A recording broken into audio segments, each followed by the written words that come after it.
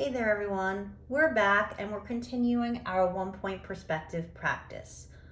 First things first, let's get our paper set up. What you need to do always is have a horizon line. Your horizon line is basically your eye level.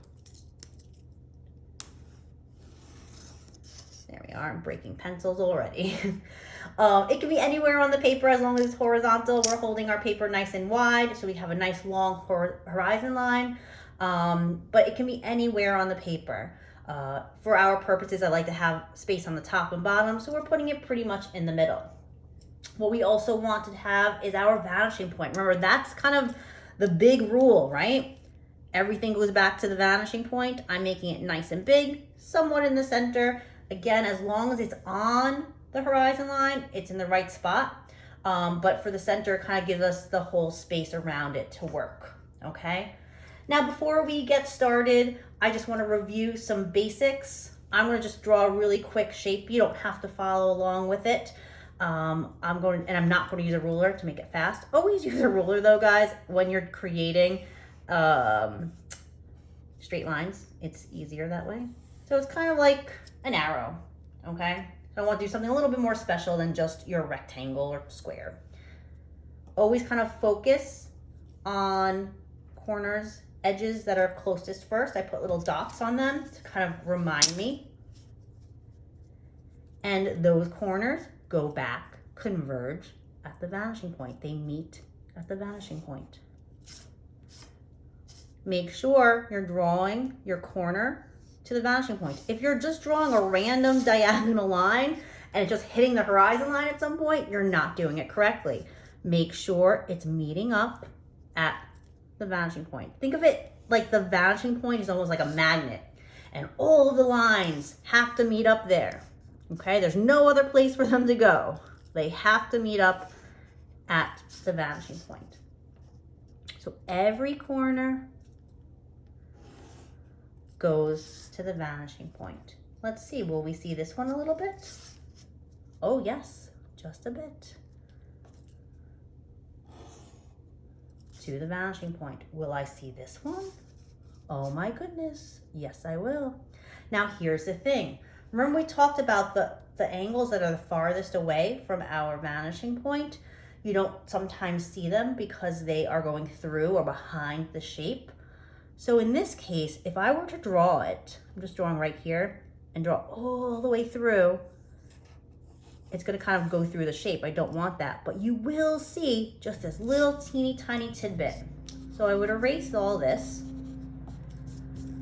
but you have that little edge right there. It's going through and I erased kind of anything else. So that's a quick review of slightly more complicated shapes. We started already. What I want to talk to you all about really today is curved shapes. So let's start off with the most easiest basic curve there is, a circle. I'm going to draw my best freehand circle. You try your best as well. It's more like an oval, which is okay. If you have like a quarter or something at home, you're more than welcome to trace it. But if it's not perfect, that's okay. This is just practice, guys. All right. Now here's our dilemma. When we have hard-edged kind of angles, we have these corners, and we understand those corners go back to the vanishing point. When I have a circle, there are no edges, there are no corners. So what do? Well, I still know that rule, that law, that vanishing point is definitely going to be part of this. What you do is you kind of find the outermost edge of your shape. So in this case, I'm going to have one here and one here. And what I do is I line up my vanishing point and kind of move the ruler until I get just like it's kissing, just touching the edge of my shape. And I draw it to the vanishing point. And I do the same thing here. Just touching. This is not just touching. Can you see there's too much? Just touching. So you just barely see the edge there. And then you extend it. And now you have it almost looks like a cylinder going back in space. Let's try a heart. Kind of doing a sideways heart. More interesting that way. It has kind of these edges again. You kind of work on the outermost side. Line up your vanishing point. And again, get until you just touch the edge. It's not gonna be up here. If I do it up here, I have all this extra stuff here. So line up the vanishing point to the outermost edge on one side and extend it to the vanishing point. Okay, same idea on this side. Go line up the vanishing point. Keep moving until you get right, just barely see it, and extend.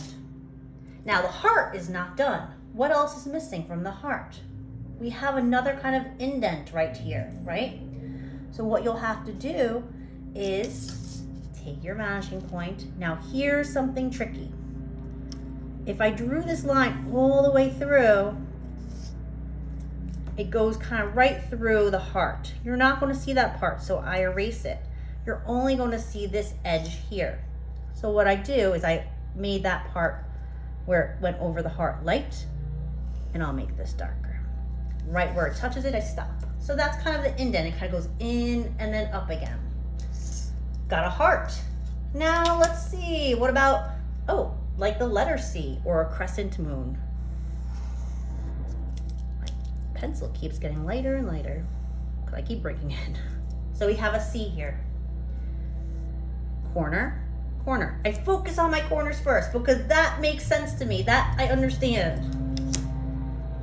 Vanishing point, corner. Vanishing point. Let's see, corner. Edge, whatever you want to call it. Now the harder part, the curve. We deal with the outermost part of the curve. Line up your vanishing point and just get it so it's just touching the outermost part, not too far in.